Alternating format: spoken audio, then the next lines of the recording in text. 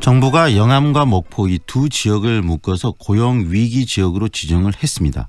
조선업 불황에 따른 지역 경제의 침체 그리고 또 일자리 문제가 심각하다라고 판단하고 이런 결정을 내린 건데요. 사실 지난 4월에 이 정부가 이 고용 위기 지역을 1차 발표할 때는 목포와 영암 지역이 빠져 있었거든요. 그런데 이 지역을 계속적으로 촉구하면서 다시 포함이 되게 된 겁니다.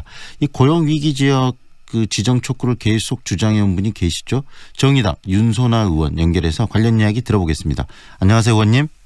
네, 정의당의 윤소 국회의원입니다. 네, 그 의원님 지금 계시는 곳이 지금 목포항에 계신다고 들었습니다. 지금 세월호 이 직립 작업이 이루어지는 그 현장이죠?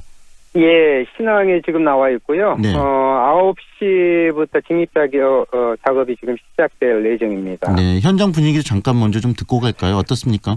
우선 가족분들이 전부 완산이라 이렇게 전부 내려오셨고요. 네. 각 언론사에서 지금 그 직립 작업 부분을 중계하기 위해서 모여 있고 일반 시민 참관단들도 나와 있거든요. 네. 근데 이제 이 부분에서 직립을 하고 그동안에 4층 객실 자연 같은 경우는 협착 부분이라 거의 접근을 못했거든요. 네. 그러면 여기 미수습자도 수습하고 조타실도 기관실 이런 걸 하면서 솔레노이드 밸브 방향타 등의 아주 그 중요한 네. 침몰 원인을 규명할 수 있는 단서들이 새롭게 발견되지 않을까 이렇게 생각하고 있습니다. 네. 이 세월호 직립 많은 의미를 갖고 있지 않나 싶습니다. 우리 의원님께서 생각하는 이 세월호 직립의 의미 어떻게 보십니까? 세월호 직립은 우선 미수습자를 수습하는 것이고요. 네. 이것은 단순히 직립이 아니라 진실을 바로 세우는 겁니다. 세월호를 네. 바로 세우는 것은 진실을 바로 세우는 중요한 대전환점이 될 것이다 이렇게 봅니다. 네, 의원님 말씀대로 이 세월호를 바로 세우고 진실도 제대로 좀 우리가 밝히고 또 우리 한국 사회도 이런 부분들을 계기로 해서 좀 바로 서는 그런 계기도 만들어야 되지 않겠습니까? 네, 그렇습니다. 네, 본격적인 이야기를 좀 들어갔으면 좋겠습니다. 지금 영암, 네. 목포 이 두 지역이 고용 위기 지역으로 지정이 됐다고 들었는데요. 고용 네. 위기 지역으로 지정이 되면 어떤 부분들이 달라지게 되나요? 실제로 이제 고용 위기 지역이라는 게 기업이나 산업의 대규모 도산 또는 구조조정 등으로 고용 안정에 중대한 문제가 발생한 지역을 지원하는 그런 제도인데요. 네. 실제로는 우리가 기초 지자체가 신청을 해서 고용노동부가 지정하게 됐거든요. 네.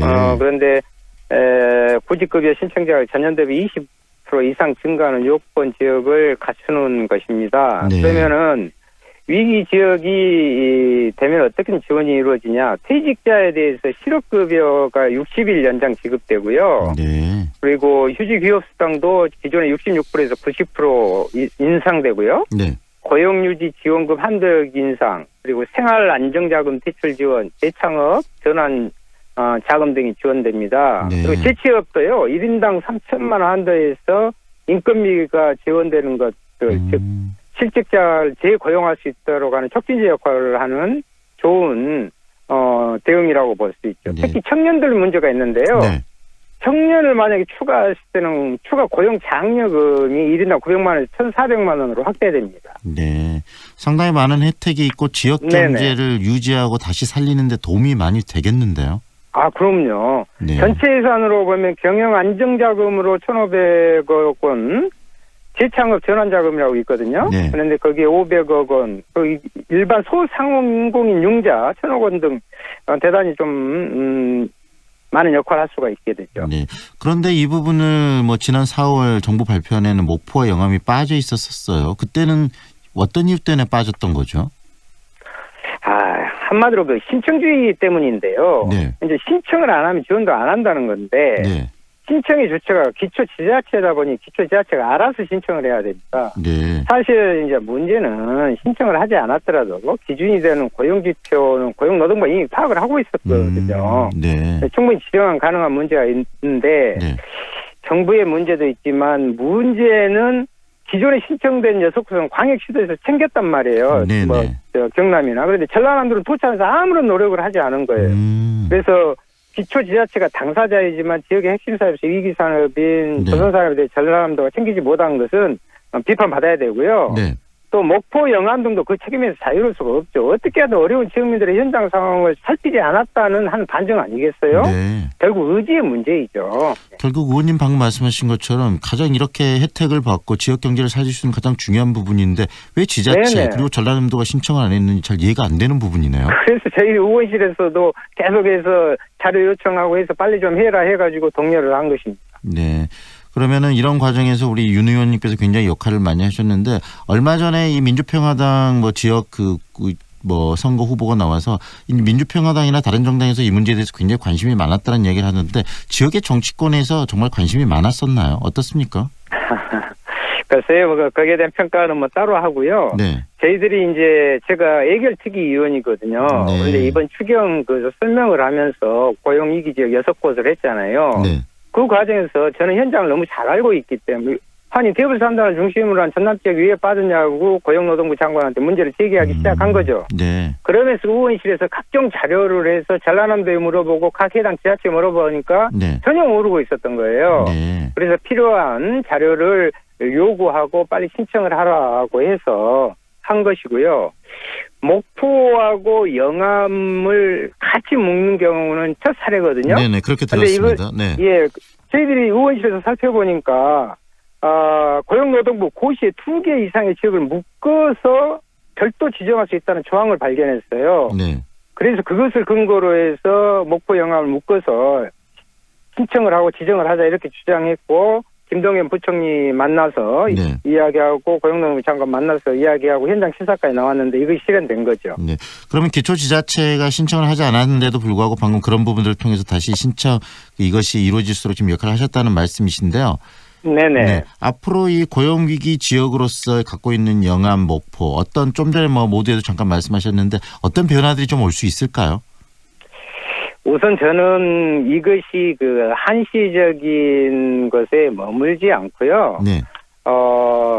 우선은 이 위기 지역에 따른 고용 안정 지원인 대책이 좀 노동자들에 대한 네. 지역 지원이 구체적으로 진행될 수 있도록 해야 되겠고요. 또한 이쪽이 목포 영암에서 대부 산단이 거의 초토화되어 있는 상황입니다. 네. 그래서 이것에 대한 조선 산업을 블록 중심에 또 노동 형태도 물량팀 중심이 아니라 재구성을 해서 오히려 새로운 틈새 시장, 고부가 가치의 소형 선박을 만들어낸다든가 하는 부분을 전환할 수 있는 그런 계기가 되었으면 좋겠습니다. 그래야 우리 목포 영암을 비롯한 서남 지역이 갖고 있는 조선 산업의 특성을 좀 강화시켜서 네.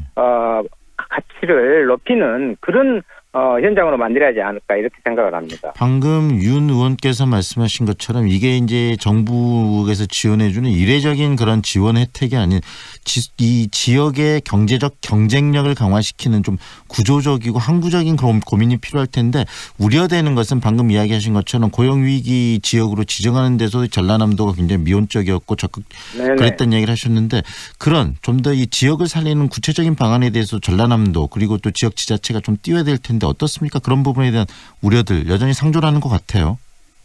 우선 실태부터 현장에 대한 행정이 좀 실태 조사부터 정확히 좀 돼야 될 것 같아요. 네. 그러니까 지금 이곳만 해도 2년 사이에 12,000명이 실직을 했단 말이에요. 네. 그런데 이제 12,000명의 가족 또 이제 그러다 보면 지역 경제 자체가 밑바닥 경제가 죽지 않습니까? 네.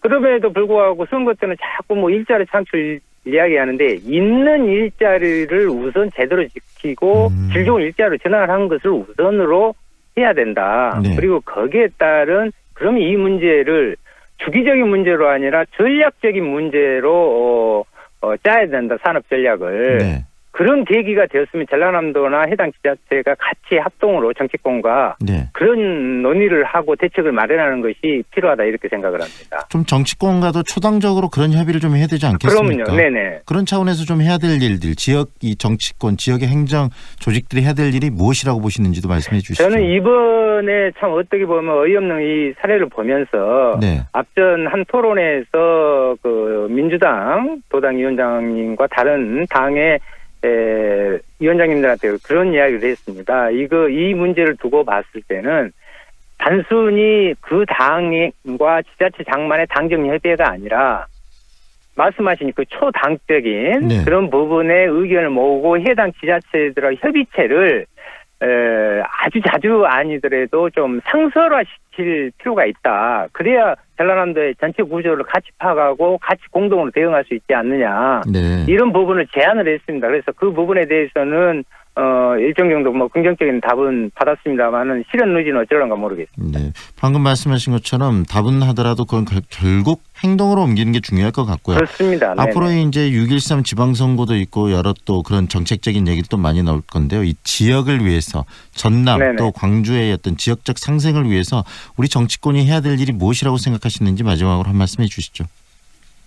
우리는 늘 이런 이야기를 합니다. 그 SOC 예산의 부족이다. 이런 이야기하고 지역에 있어서 편차가 크다. 이런 이야기를 하면서 정치권이 정치적 화두로 이렇게 던질 그런 문제가 아니라 네.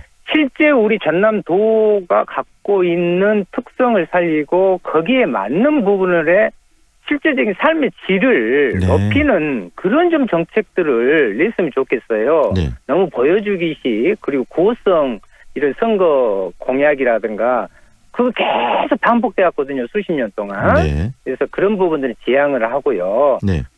정말 우리 도민들의 삶에 구체적으로 좀 와닿고 실질적인 도움을 줄 수 있는 그런 정치적 노력을 해야 된다고 봅니다. 네, 그런 점에 있어서 우리 앞으로의 정의당 윤소아 의원의 역할도 참 크시지 않을까 싶습니다. 오늘 말씀 잘 네, 열심히 들었습니다. 하겠습니다. 네, 감사합니다. 고맙습니다. 네, 네. 지금까지 정의당 윤소아 의원과 함께했습니다.